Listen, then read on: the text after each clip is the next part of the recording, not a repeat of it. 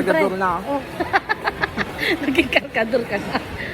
Ay, gabi na tayo na malingki, guys.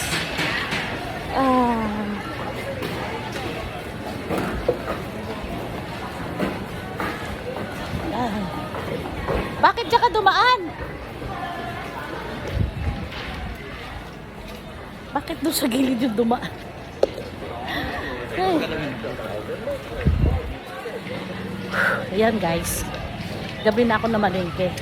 Kasi kaninang umaga, may lakad ako magang-maga kaya hindi ako nakapalengke. So ngayon, namalingke ako good for 3 days. Yan, good for 3 days na pagkain. Kasi super busy si madam. Kaya, ayan guys. Nasaan ba si Matt?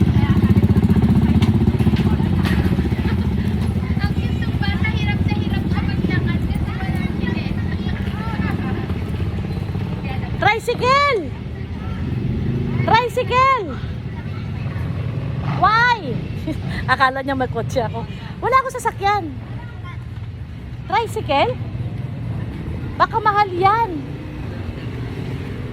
Kasi pag hindi sa amin pila guys, mahal.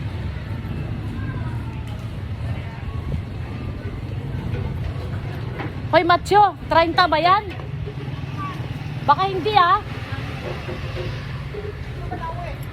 Sa 8. Tanungin mo muna, baka mahal ako singilin yan.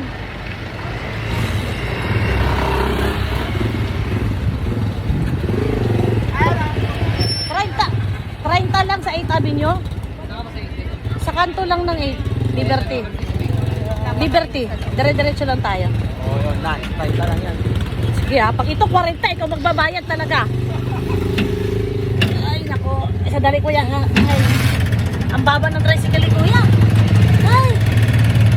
My God. It's... Aray ko. Hindi na kasi ako nagpasundo guys.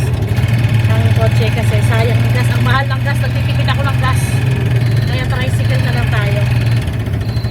Kung wala na akong dala guys, maglalakad na ako mula Aurora hanggang pauwi sa bahay. Eh, namalengke kasi ako kaya kailangan ko mag-tricycle.